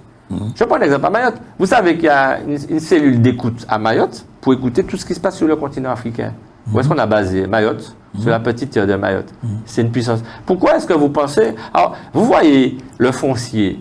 Faut pas... Genre à la Martinique, on dit oui, 1000 km². C'est pas 1000 km², c'est 44 000 km² de zone économique exclusive. Je répète, c'est 44 000 km² de zone économique exclusive. Et on est étranger à la mer. Vive les Chimie, le projet de s'ouvrir vers la mer, vers la diplomatie territoriale, justement, pour aller rechercher les moyens. Est-ce que vous savez qu'il y a des produits qui partent du Para au Brésil, qui va à Bordeaux et qui reviennent en Martinique? Vous trouvez ça normal? Mais écologiquement, c'est une catastrophe. Économiquement, c'est une catastrophe, parce que c'est ça qui fait la vie chère. Soit tu payes le transport de Para Bordeaux, et tu payes le transport Bordeaux Martinique, alors que Para Martinique, c'est tout près. Certes, il faut aller vers l'équivalence des normes, mais il faut nous intégrer dans nos bassins par rapport à nos réalités, nos potentialités. La France est un grand pays au plan mondial. Est-ce que la France est considérée... La France fait partie du G7. La France est un grand pays. La France est le pays des droits de l'homme. Mais la France est aussi le pays des discriminations. Attendez, et simplement. Donc la France, c'est un grand pays dans le monde. Okay? Est-ce que l'Angleterre est un grand pays? Oui. Okay. Est-ce que l'Angleterre n'a pas abandonné toutes ces régions, toute la Caraïbe? Et que l'Angleterre avait colonisé, elle aussi, un certain nombre de pays qui sont dans notre zone. La Dominique, Sainte-Lucie, Trinidad, etc. Tous ces pays étaient des colonies anglaises. L'Angleterre les a abandonnés et est resté quand même un grand pays. Je dis ça pour vous dire que la France peut demain nous abandonner et rester quand même un grand pays. Alors, je ne partage pas du tout votre analyse parce que premièrement, l'Angleterre ne les a pas abandonnés. Vous allez voir aujourd'hui, quel que soit le niveau d'indépendance dans lequel ils sont toujours dépendants du Royaume-Uni. On dit bien Royaume-Uni, d'accord? C'est le Commonwealth. Oui, mais c'est pas la même. Non, mais attendez. Ils sont indépendants. Non, attendez. Mais je répète. Je ne suis pas sous le volet État séparatiste. Je ne suis pas séparatiste. Je suis autonomiste. On soit clair. Donc, c'est pas être indépendant tout en étant dépendant, ça n'a pas de sens. OK? Maintenant, on peut parfaitement avoir cumulé l'égalité des droits et associer l'égalité des droits et le droit à la différence. C'est-à-dire nous sommes égaux humainement, mais nous sommes différents par rapport à nos réalités, notre mode de vie, notre culture, notre identité et notre géographie. Maintenant, aujourd'hui, moi je vous parle de vie chère, de quotidien des gens. Je vous parle d'humanisme, d'universalisme. Vous savez, Hegel le dit, Césaire le dit, ce n'est pas par la négation du singulier que l'on va à l'universel, c'est par l'approfondissement du singulier que l'on va à l'universel. Donc, allons approfondir nos potentialités, les traduire en réalité. Le débat est très important aujourd'hui, ce débat-là. Oui. Parce que vous allez en ce moment, vous allez dire au gouvernement de vous donner plus d'autonomie au niveau de la Constitution. Je ne me trompe pas. L'appel de Fort-de-France, c'est de donner un peu plus de pouvoir. Pas de compétence, mais de pouvoir. Oui. Okay? Et donc, effectivement, à un moment ou à un autre, la France doit se dire, je quand même finance pas mal ces pays-là, c'est un fait, l'Europe aussi. Alors, est-ce que je vais leur donner du pouvoir, plus de pouvoir, en leur donnant autant d'argent? Pourquoi le 10 janvier 2010, vous avez appelé à voter contre un changement de statut? Vous ne vouliez pas que nous allions dans le 74, parce que vous estimiez que nous n'avions pas assez la certitude que nous ne perdrions pas les avantages que nous avons aujourd'hui. Et donc aujourd'hui, c'est exactement le même problème qui se pose à vous. Ça, c'est ma première question. Qu'est-ce que vous allez faire? La deuxième question, c'est que le gouvernement a décidé d'aider tous les hexagonaux qui veulent s'installer en Martinique. On va les aider financièrement. Vous savez, vous êtes député, ça a été voté avec un article 49.3. Article 55. Il n'a pas été débattu. Ben oui, c'est le 49.3. Oui. Mais c'est un fait. C'est-à-dire qu'aujourd'hui, n'importe quel hexagonal français, peu importe, peut venir ici et obtenir une aide de l'État. Ça, c'est extraordinaire quand même. Mais ma réponse est très simple. Justement, vous tenez le discours qui est politico-centré sur le jacobinisme français et le paternalisme dans lequel on veut absolument nous enfermer. Ce discours-là, je pense qu'il faut qu'on soit clair dessus. C'est très bien que vous me posiez cette question-là. Je répète, je ne suis pas... Vous savez, la troisième voie, ce que c'est? La départementalisation de 1946 est vécue pour beaucoup comme une assimilation intégrale. Donc, en gros, on perd notre identité et on devient dans l'uniformité du français. On doit être blond aux yeux bleus. Vous ne serez jamais blond aux yeux bleus, moi non plus. Donc, oui, mais nous ne sommes pas blonds aux yeux bleus. C'est une image. Non, mais je donne bien cette image. Donc, nous sommes contre une extrémité, un extrémisme qui est l'assimilation intégrale. Nous sommes aussi contre l'autre extrémité, qui est en gros l'indépendance et le séparatisme. D'accord? Césaire a cette phrase où il dit il y a deux manières de se perdre. Par ségrégation murée dans le particulier, c'est justement l'enfermement sur soi-même. D'accord? Donc c'est le séparatisme, c'est l'indépendance, c'est le nombrilisme, c'est le colonialisme inversé, c'est le racisme inversé, c'est le négrisme. D'accord? Et puis, il y a une deuxième manière de se perdre par dilution dans l'universel, c'est ce que je vous ai dit, c'est-à-dire sucre dans un verre d'eau. On se perd. Donc c'est aussi une extrême. Eh bien, justement, on veut nous enfermer dans une assimilation intégrale, je dis non. On veut nous enfermer dans un séparatisme, je dis non. Eh bien, qu'est-ce que Césaire a inventé? La troisième voie. C'est quoi la troisième voie? Eh bien, justement, ni la première, ni la deuxième, c'est une voie médiane, équilibrée, qui permet d'associer le droit à l'égalité et le droit à la différence. En gros, pour que vous puissiez bien comprendre, ce qui est acquis, ce qui manque sera ajouté. L'idée n'est pas de perdre les acquis, mais de rajouter ce qui manque. Vous savez, le temps passe et vous vous rendez compte chaque jour qu'il y a des choses qui manquent. Eh bien, vous les rajoutez. Et donc, on est sur la question du changement du modèle économique, fondamentalement. La question de l'appel de Fort-de-France. Ce sont des responsabilités locales, oui, c'est du pouvoir, mais ce n'est pas du pouvoir pour du pouvoir.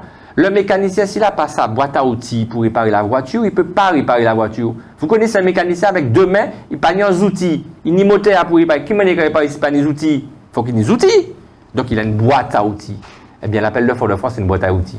Le pouvoir qui est demandé, c'est un pouvoir normatif, autonome, territorial, local. Ça veut dire quoi? Ça veut dire que justement, j'ai le pouvoir d'adapter ce que je vous disais tout à l'heure, la loi de France qui ne correspond pas à nos réalités, et je peux même initier localement, mais je reste dans l'égalité des droits. Attention, je ne sors pas de l'égalité des droits. Je rappelle qu'en 2010, il y avait un choix entre égalité des droits par le 73 ou spécialité législative par le 74. Nous avons refusé la spécialité parce que ça ne correspond pas à notre autonomie progressiste et césarienne. Et c'est toujours le cas. On n'a pas varié, contrairement à ce que d'autres. C'est-à-dire qu'aujourd'hui, vous êtes dans le schéma et effectivement, certains élus du gouvernement et d'autres conditionnés par une sorte de jacobinisme centralisateur, détenteur du savoir, de la connaissance à 8000 km, pensant que nous ne sommes pas capables de réfléchir par nous-mêmes. Vous savez, la première des libertés, c'est la liberté de penser. Nous pensons martiniquais, entre nous-mêmes, par nous-mêmes. Le génie martiniquais existe. Cette capacité d'autocritique, de distinction, de savoir ce qui est bon, qui n'est pas bon pour nous. Mais il faut aussi qu'on aille vers la connaissance et le savoir. Eh bien, vous êtes en train de me dire, effectivement, oui, en gros, c'est soit 75, 74. Mais non. Alors, si moi, ni en soulier, moi, ni 6 pieds, moi, qui fait 42, ou les vendements en soulier 45, ou les marchés 45 en pied, en la main, mais on ne peut pas mettre en soulier 45 en pied, moi, c'est 42 moi, qui fait. Ou quand moi, en costume triple XL, et où les autres les moins, alors que moi, mon menu, c'est XL, c'est mon café. Qui m'en y a ou les mon café? C'est ça dans quoi nous sommes là. On a aujourd'hui, historiquement, et j'entends encore ces voix-là, c'est pour ça que je dois déconditionner la tête de beaucoup de parlementaires et d'autres. On entend encore les voix qui nous disent, mais oui, si vous voulez l'égalité, eh bien, ok, vous êtes dans l'uniformité. Je fais la différence entre l'uniformité et l'unité. L'unité, c'est pas l'uniformité. C'est pas être tous habillés de la même manière. Hein. Ok? Et puis, si vous allez dans le 74, eh bien, vous allez perdre des droits, la spécialité. Eh bien, nous, on dit justement qu'entre le 73 et le 74, il y a peut-être un juste équilibre, un juste milieu, qui doit dire, on associe, parce que l'un n'est pas l'ennemi de l'autre. En gros, on a toujours conditionné dans la tête de certains de dire que l'un est l'ennemi de l'autre. Le droit à l'égalité est l'ennemi du droit à la différence. Sauf que, est-ce que c'est la loi qui doit s'adapter à la réalité ou la réalité qui va s'adapter à la loi? C'est-à-dire, mon pied 42, il va rester 42 toute sa vie. Tu pourras me donner du 45, du 46, du 47, il n'est pas 43 pieds, mais qui est trop grand. Quand même, 38, 39, 37, il paie 15 copies moins. Donc, on nous pas, c'est à où ni changer modèle soulier au cabas moins, taille là au cabas moins, plutôt qu'il bat moins, même soulier, alors que pied moins pas qu'à changer. Ce que je veux dire, c'est la loi de s'adapter à la réalité. La France, constitutionnellement, institutionnellement, et c'est ce qui est demandé dans l'appel de Fort-de-France, le pouvoir autonome, permanent qui est demandé, local et territorial, c'est de dire, voilà, ce qui relève de l'État, relève de l'État. Sécurité, justice, monnaie. Et puis, il y a des domaines dans lesquels on peut avoir de la co-construction. Et puis, il y a des domaines où on doit pouvoir avoir un pouvoir de changer la loi, d'adapter. Je prends un exemple tout bête. La question de l'aménagement des territoires. Aujourd'hui, le maire, il délivre un permis, mais le code de l'urbanisme, ce n'est pas lui qui peut le modifier. Or, le code de l'urbanisme ne correspond pas à nos réalités. Ça va tellement loin de ce que je vous dis, c'est qu'aujourd'hui, même les acteurs du BTP ont lancé une étude, vous savez quoi? De révision des normes des matériaux qui rentrent dans nos territoires. Parce que les matériaux pour construire les bâtiments chez nous ne peuvent pas être les matériaux qui sont sous la même norme que ceux de la France ou de l'Europe, parce que notre climat n'est pas le même, notre géographie n'est pas le même, notre topographie n'est pas le même. Eux-mêmes ont lancé ça. C'est nouveau, ça. Donc, mais bien sûr, c'est pas nouveau. Oui, c'est mais, nouveau. mais le fait, en tout cas, ce qui est nouveau, c'est la conscientisation qui est nouvelle. Mais oui. Mais c'est pas nouveau. Mais c'est bien ce que je vous dis. C'est-à-dire qu'il faut aller vers une adaptation législative, réglementaire et constitutionnelle qui tient compte de nos réalités, donc de nos différences. Aujourd'hui, il nous manque le droit à la différence pour nous faire reconnaître par rapport à ce que nous sommes géographiquement, culturellement, climatologiquement, naturellement, sociologiquement, économiquement. Et il faut un modèle de changement économique aussi qui soit plus éthique, parce que l'éthique économique, je le crois, j'y crois, et qui soit aussi plus démocratique pour permettre à nos jeunes de rentrer dans l'entrepreneuriat massif. Parce qu'aujourd'hui, il n'y a pas de place. C'est que les gros qui ont le pouvoir et les petits ne peuvent pas s'installer. Les TPE, les PME, regardez dans la banane aujourd'hui, les petites exploitations agricoles, mais même les toutes petites entreprises, ils ont de graves et grandes difficultés, alors qu'il y a des moyens qui sont assez accessibles. Ils n'ont pas l'ingénierie parce qu'on ne les accompagne pas, mais parce qu'il n'y a pas de part de marché sur lesquels ils peuvent s'installer, parce qu'il y a la concentration verticale et la concentration horizontale qui donne le pouvoir à ces grands groupes et qui sont plus puissants que certains États. Est-ce que l'Europe fait preuve de philanthropie? Alors, l'Europe aujourd'hui, c'est encore, on va dire, une autorité supérieure qui s'est rajoutée à l'instance française. Pas à ma question. Mais est-ce qu'elle fait preuve de philanthropie? Je vais vous répondre clairement aujourd'hui. Oui. Les normes européennes sont à revoir. Les normes européennes sont à revoir. De façon désintéressée, oui ou non? Mais écoutez-moi. Mais répondez-moi. Je répète, les normes. Mais vous connaissez une structure qui aide quelqu'un de manière désintéressée? Donc la réponse est non. Mais écoutez, mais la question est évidente et la réponse est évidente. Écoutez, parce que vous avez parlé du bateau qui va à Bordeaux et puis qui revient en Martinique, qui part du Brésil. Il part là, oui. Il paraît que ça. L'Europe y a intérêt. Oui. Si ça se fait, c'est parce que l'Europe y a intérêt. Non, pas nécessairement là. Parce que je vous dis pourquoi. Non, attends, je vais vous dire pourquoi. Même le fuel qui va dépenser en plus. Non, je vais vous donner un contre-exemple parfait, vous allez comprendre. Vous savez que l'Espagne est dans l'Europe. Oui. D'accord? Eh bien, Açores, Madère, Canaries n'ont pas les mêmes régimes, ne serait-ce que sur la continuité territoriale, ils n'ont pas ces difficultés-là. Oui. Parce que le régime, vous savez, l'Espagne est beaucoup plus autonomiste que la France. Oui. D'accord? Donc, ce sont des réalités de modèles de régime politique qui sont différents. Donc, je vous montre que ce n'est pas la question de l'Europe, puisque même l'Espagne, qui est en Europe, ne fonctionne pas de la même manière avec leur territoire insulaire éloigné, ce qu'ils appellent ultra-périphérique. Il faut modifier les normes. Mais j'en viens aux choses qui me paraissent essentielles. Les solutions passent par des réponses concrètes. Par exemple, je disais, les inégalités sociales de 40% de ceux qui n'ont pas les 40%. Moi, je propose dans mon rapport sur la vie chère, j'ai mis 70 propositions. Et je rappelle que comme chaque territoire est différent, Mayotte, la Réunion, la Guyane, la Martinique, c'est pas la même chose. La Mayotte et la Guyane, ils ont une augmentation de l'immigration. Nous, on a, à la Martinique, Guadeloupe, on a un déficit démographique avec des fuites des cerveaux. On a perdu en attractivité. La Mayotte veut devenir plus français que français. Nous, on a besoin d'une part de responsabilité locale pour pouvoir avoir les leviers au service du développement endogène pour créer de l'activité, pour créer de l'emploi, pour créer de la richesse. Parce que c'est ça, c'est l'investissement qui va faire. Donc, je propose un plan de déchocage massif économique et social sur 15 ans. Parce qu'il faut, comme vous savez, quand vous avez aujourd'hui un patient qui est malade et qui tombe et qui fait une crise cardiaque, vous prenez des défibrillateurs et vous faites du déchocage. D'accord? Et pendant une période, il faut l'aider. Donc, il faut lui injecter, perfuser, l'aider. C'est comme l'agriculteur quand il plante. eh bien, il faut arroser, il faut labourer la terre, il faut donner de l'amour. Davantage. Non, il faut sur une période, non, sur 15, si on veut résoudre, alors, c'est pas compliqué. Si on veut résoudre les problèmes de fond de la Martinique, de la Guadeloupe, c'est-à-dire les problèmes structurels, agir sur le volet structurel pour régler nos problèmes définitivement. Pendant 15 ans, oui, il va falloir pas nous aider, subventionner davantage, il va falloir investir davantage à travers un plan de déchocage économique et social qui nous permette d'augmenter les revenus. Je prends des exemples. Je disais, les salaires du privé, on peut les augmenter de 20%. Comment? Sans que les charges des petites et moyennes entreprises augmentent. Comment? Eh bien, tous ceux qui font des super profits, les grands groupes là, dont les profits sont énormes, la CMA-CGM en 2022, c'est 23 milliards d'euros de bénéfices nets. Eh bien, ils font une taxe, ils participent à un pot commun, et cette taxe-là, on la reverse comme augmentation de salaire des revenus du privé. Comme ça, on va réduire les inégalités entre le public et le privé, et on va augmenter le pouvoir d'achat. J'ai parlé de la TVA affectée à une allocation spécifique. Alors, il y a un plan d'action à court terme, moyen terme et long terme. Pour moi, la première étape de tout ça, il ne faut pas mettre en gros la charrue avant les bœufs. La première étape, c'est faire les états généraux de la vie chère. Parce que chaque territoire a ses singularités. Et comme je disais, les près de 70 propositions que j'ai faites, qu'est-ce qu'elles ont comme impact?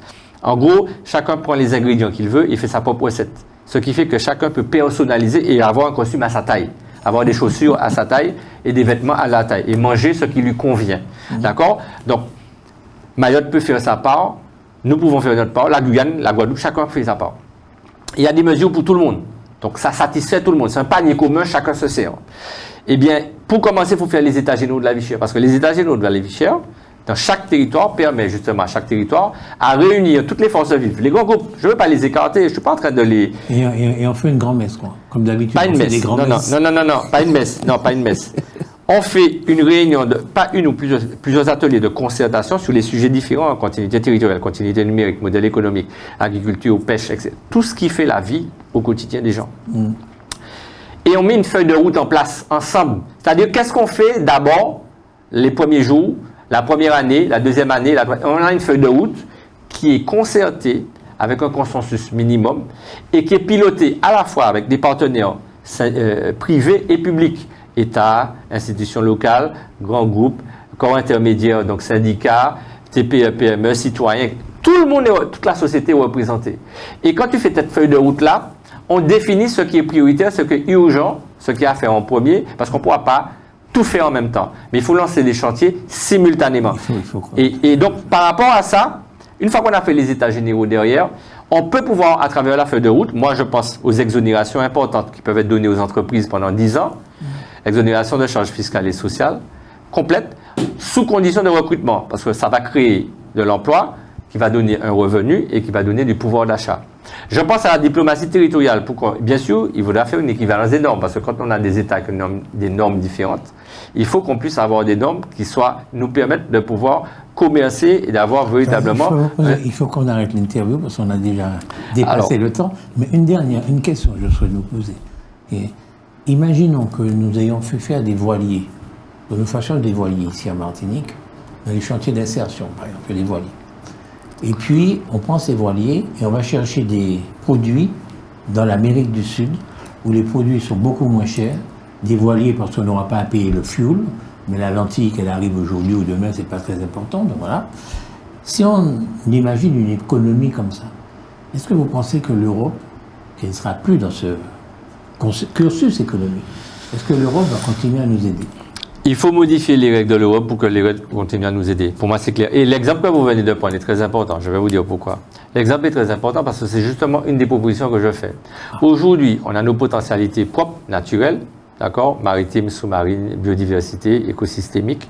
On a une pensée, une imagination, un génie important qui nous permettent d'avoir une visibilité en termes de perspective de développement économique et social dans le respect de l'environnement. Mais on a surtout aussi un voisinage. Et les autres aussi, Mayotte, c'est l'Afrique du Sud et autres, où il y a beaucoup de matières premières très riches. Je prends l'exemple du Brésil. Et on peut mettre en place ce que le projet de la CTM propose, ça fait partie de mes mesures, le triangle du progrès. On parlait d'exportation. Augmenter la production locale en créant de l'activité, en créant de la richesse. Comment? Vous pouvez les matières premières, vous les faites venir du Brésil. Les matières premières, vous les faites venir en Martinique. Et vous créez des activités intermédiaires de transformation. Donc vous créez des entreprises, vous créez des emplois, vous créez de la richesse et vous lui donnez un marché parce que vous le faites repartir vers la France. Pourquoi? Parce que comme les bateaux arrivent de France vers la Martinique, eh bien, ils doivent pouvoir repartir avec des produits d'exportation. Donc on génère de l'exportation, donc de la richesse créée localement, on génère des revenus, de l'emploi, on génère de la fiscalité, on crée des activités nouvelles et on inverse l'inversion. On n'est pas seulement une terre de consommation et une terre de dégagement, parce que j'ai pas pensé à vous dire ça, mais on est aussi une terre de dégagement. Tout ça, l'Europe et la France parlent, nous. Qualitativement, je parle. Qualitativement, j'insiste. Donc ça veut dire quoi? Nous n'allons plus être une terre de consommation, on inverse l'inversion, on devient aussi une terre d'exploitation. Ça veut dire qu'il faut négocier. Donc on peut, ça fait partie des propositions, il faut négocier avec certaines régions de France. On n'a pas besoin d'un marché de 66 millions d'habitants, mais il faut négocier comme le président de la CTM l'a fait avec la région Île-de-France pour qu'on ait une priorité d'achat de nos produits transformés que nous aurons fait ici en France hexagonale. Ne serait-ce que pour la diaspora antillaise, africaine, qui se trouve là-bas, qui aime nos produits. Et donc, ça veut dire quoi? On crée un nouveau modèle économique plus démocratique, plus riche, où on augmente le niveau de vie de nos territoires, de nos peuples et de nos populations, parce que les écarts de niveau de vie sont importants. On réduit l'injustice, on réduit les inégalités. Et c'est pour ça que le plan à court terme, moyen terme et long terme que je propose doit pouvoir être défini pour qu'on voit qu'est-ce qu'on peut mettre en place concrètement, combien d'argent on peut mettre la première année, combien d'argent on peut mettre la deuxième année, public, privé, et pour qu'on converge tous ensemble vers un modèle vertueux qui permette à tout le monde de mieux vivre ensemble et de bien vivre ensemble. C'est ça l'enjeu fondamental, humaniste et césariste. Et je terminerai par cette phrase de Césaire où il dit: c'est quoi une vie d'homme? C'est un combat entre l'ombre et la lumière, une lutte entre l'espoir et le désespoir, entre la lucidité et la ferveur. Et il dit: moi, Césaire, je suis du côté d'une espérance, donc gardez l'espérance, mais d'une espérance lucide, conquise hors de toute naïveté. Donc, il faut qu'on sorte de la naïveté. Aujourd'hui, on a la connaissance. Moi, aujourd'hui, j'ai une vision politique claire de ce qu'il faut pour la Martinique, mais aussi pour les Outre-mer, en soutien. Je ne maîtrise pas la Guyane, la Guadeloupe, la Mayotte, etc. Mais j'ai quand même une vision à travers ce rapport de la commission d'enquête et de tout ce qui m'enrichit, parce que la connaissance nous permet d'amener derrière des projets qui sont concrets, réalistes et réalisables, qui vont aller vers le bien-être collectif et nous permettre à la fois d'exister et de créer par nous-mêmes, pour nous-mêmes, un vrai projet de développement endogène, propre à nous-mêmes, par notre propre pensée intérieure, et surtout de rayonner, c'est-à-dire apporter à d'autres des savoir-faire. La Martinique peut être un hub de recherche en matière de politique de la mer. La Martinique peut être un hub en matière aérienne. La Martinique peut être un hub en matière sanitaire. On a en matière, et je porte un projet avec d'autres aujourd'hui, de santé publique qui est une vision globale. C'est la définition de l'OMS, c'est le bien-être physique, mental et social. C'est pas l'absence de maladie. Tout le monde qui a dit oui, mais pas malade, mon bonne santé. Non, c'est pas juste le volet biologique, je suis pas malade.